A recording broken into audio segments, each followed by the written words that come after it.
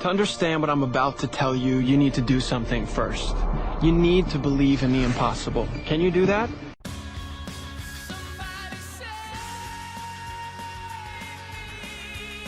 Welcome to the DC TV Report for the week ending Saturday, May 13th, 2017. I'm Edward O'Hare, nickname to be determined. We had another jam-packed week with 6 new episodes. Almost all of our shows are in the home stretch now. Big reveals were dropped and storylines began to converge. Let's jump right in.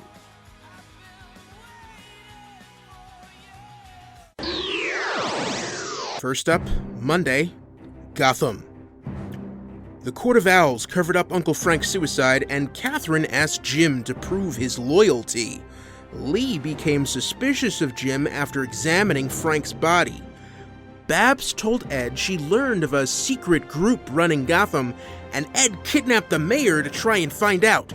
With some help from Tabitha, Jim convinced Ed to let the mayor go, and delivered Ed to the court. Oswald and Ivy recruited Mr. Freeze and Firefly to join Pengy's crusade. Evil Bruce was having nosebleeds, and Kathryn admitted to him that he's dying. Evil Bruce then tracked down Selina and told her the truth. Selina told him he could never be a hero like real Bruce, and was thrown from a window and surrounded by street cats. Last minute reveal, Kathryn introduced Jim to the court, and he put on an owl mask as their newest member. Next up, Lucifer. Chloe and Lucifer investigated the murder of a private school admissions officer. Luci took Trixie along for recon and almost got her enrolled at the school. Chloe was happy Trixie opened up about her fears. Maze and Chloe crashed a parents' gathering at the school and learned the murderer was a parent who slept with the gym teacher. Health and wellness mentor. Charlotte kept trying to scare and anger Lucifer into lighting the flaming sword of Eden. Lucifer spent the episode trying to learn to control his emotions and had a breakthrough when Dr. Laura got him to channel his pain. Unfortunately, he was only able to light the sword for a brief moment. Charlotte was devastated, but Amenadiel believed Luci just needs time. Last minute reveal, Charlotte stepped into the elevator, removed a bandage from her wrist, and glowing light shot out of her wound. She's dying.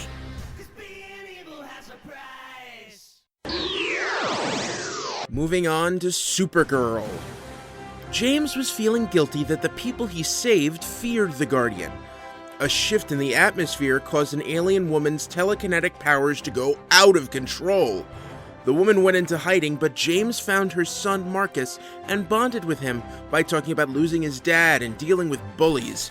Marcus brought James and Winn to his mom and dozens of other aliens affected by the shift. With encouragement from James, Marcus was able to help everyone get control of their powers. The atmospheric shift was tracked to the transmatter portal that Lena was building for Rhea. Kara Ja'an and Mon-El confronted Rhea, but got their asses kicked. The portal opened, and a fleet of Daxamite ships came pouring in. Last minute reveal, Rhea teleported away with Mon-El and Lena as the skies of National City were swarmed by Daxamite ships. Tuesday, The Flash. Turns out Savitar is a time remnant of Barry, who was abandoned by Team Flash and committed himself to destroying Barry's life. To handicap Savitar, Barry let Cisco and Julian try to disable his short-term memory. Instead, they accidentally wiped his entire memory.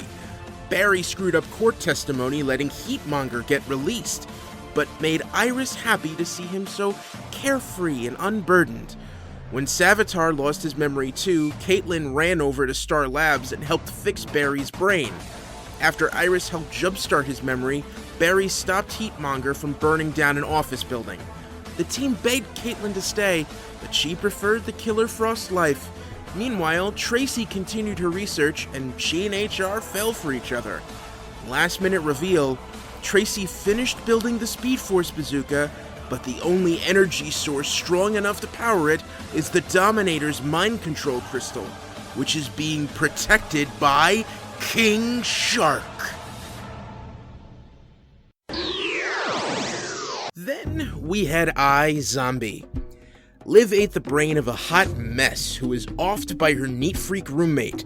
After taking the cure, Major reveled in tasting food again, but slowly started to lose his memories, and got on a bus to Walla Walla to visit family. A rich guy offered Don $1 million for a zombie cure. Don asked Ravi, but got a no.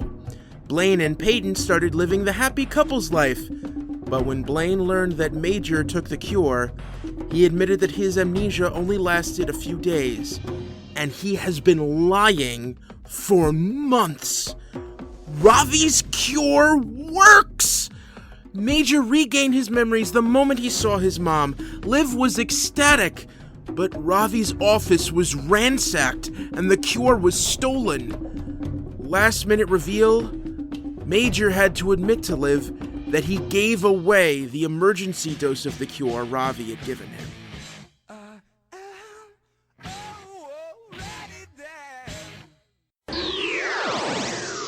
Finally, Wednesday.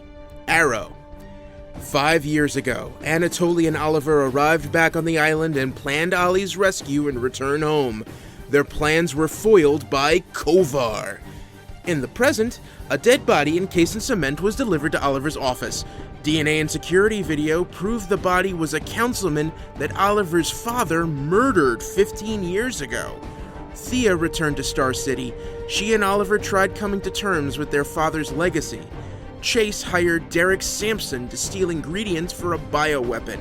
The team took down Sampson and disarmed the weapon. Oliver dropped a bombshell about Chase's father and convinced him to surrender himself. Wild Dog got a hearing for custody of Zoe, but despite Quentin's begging, Renee got cold feet and did not show up. Last minute reveal, as Oliver gave a press conference about his father's culpability, Adrian Chase watched from his prison cell and smiled. What's up his sleeve? That's the DC TV report for this week. You can find me here and on the Wicked Theory podcast live every Saturday night at 7 p.m. Eastern on Mixlr.